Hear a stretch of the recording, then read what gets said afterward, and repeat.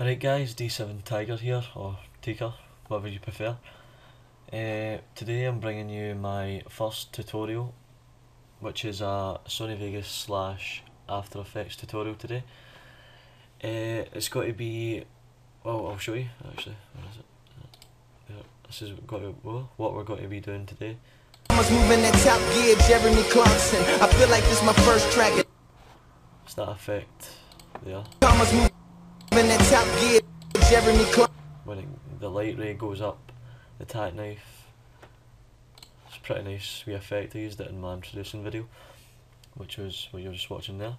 So what you're going to want to do is open your Sony Vegas, if you have it. Stressing this is a kind of more advanced tutorial, not advanced, like it's no hard, but it's more like you have to have After Effects, Sony Vegas and a few plugins. We're going to be using Twixtor as well, so import your clip, and for the sake of purposes of the tutorial, I'll just try and do this quickly. Obviously you've got your clip and it'll be a big huge long game, so you just cut it down into that clip, render it out, put it in After Effects, and start create a new composition. Make sure the width is, if you're going to upload this to YouTube, make sure the width is 1280, 1280 by 720, yeah. And make sure your frame rate, if you're recording with PVR, is 59.94. That's probably the most important thing in the whole tutorial, really. Doesn't matter how long it is, or you can stretch that, change it any time. So got to take my clip into there, and we've got to be using Twixtor. So the very first thing with Twixtor is the settings and the stuff for it. First thing I got to want to do is enable frame blending. That's this wee button here next to motion blur and haze all layers, that one there.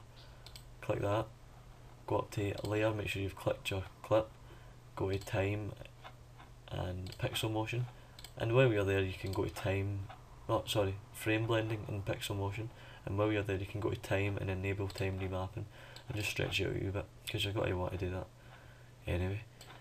Maybe not as long as that. So we're going to take this down so we can get a closer look at the clip, open it out and put a bit of Twixtor, Twixtor into it. Twixtor Pro, I think it looks better, but this is also the most important thing. You keep the frame rate the same all the way through, so 59.94 or whatever, you know, if you're using a dazzle or something. So, well, I think I was in Vegas. What we've got to what I do is find where you want the Twixtor at. So I want it at, I'll be boring, I'll use the same kind of bit that I want it at. Tack flip. So that's where we want it there. So I go a frame backwards, and go into your clip, and if you've already put in Twixtor, you go to Effects, Twixtor, Output Control, and then Speed. You've got a wee clock button next to it. You click that, it's a keyframe. So you go forward like 3 frames or something, and then I would change it to, because I'm keeping it still, either 0.5 or 1, change it to 0.5. That isn't looking as nice as I thought it might. I want it to be like,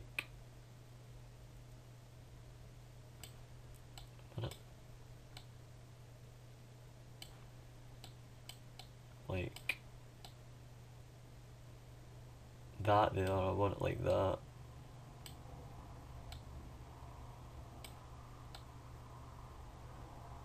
But obviously my computer doesn't like me. I'll just keep it at that. Go forward how long you want it to be. I'll just put it to 1 second. Make a new keyframe, go forward like 5 frames. Go to 100 in the speed here. And actually you've got the Twixtor in it. And find the end of the clip. Doesn't really matter. Well, it does if you're doing it. But make sure you've got it to the right size, because you don't want to render 10 seconds, you want to render 5.5 seconds. Simple, right? So this is the bit that basically the tutorial is all about. You've got the light rays. This effect is just light rays. It's an effect which just, well, puts in light rays. The way I like doing this is putting an adjustment layer in and then fitting it to where like the twixtor is, if you know what I mean. Makes it easier. I don't like keyframing that much, so oh no, aye. Bring that down to size. I know this might not be some people's style. I'll try and do different styles if you want me to. It's just the way it is. Right. Where the twixtor ends is there. Put it there. You've got to go to effect. Make sure you've clicked the additional layer. Click effect. Generate light rays. And you'll find the light rays here. Right, so you've got to want to start at the bottom of the clip. Like, drag this wee thing over to the bottom of the attack knife or whatever you're using, and I'd probably boost the intensity up a wee bit to about that, 360 might do. And we've got to do a wee bit of keyframing here.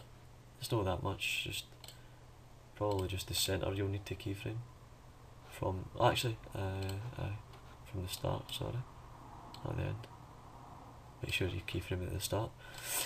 Keyframe at the start, and see, because the attack knife is kind of bent like that, you've got to want to go up to halfway in your keyframe, but some people say that's not smooth enough. We'll go halfway through the bit that you're doing. Makes sense. Never went too far. Just go up to there and it'll create a new keyframe automatically without you having to click it, and go to the end of the clip. And I like getting it to the tip, and then as I get it to the tip, I like increasing the intensity a wee bit. Makes it look nice. So that's basically my tutorial here for you guys. Just put it back for you.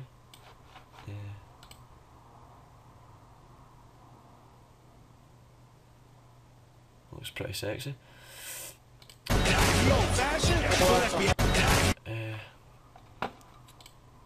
got a wee minute left.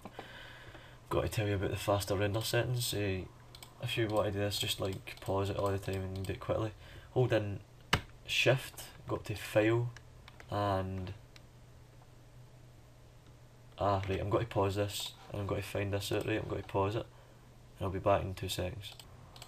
Right, I found it. That didn't actually take too long. Right, so what you got to do is, don't hold shift yet, go up to edit and then go down to the second bottom, go to preferences and up to general here. And when you go into it, you've got all this stuff here, and basically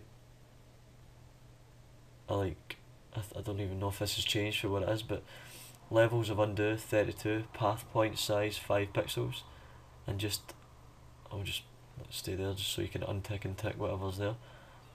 And notice what's at the bottom, audio output mapping, right?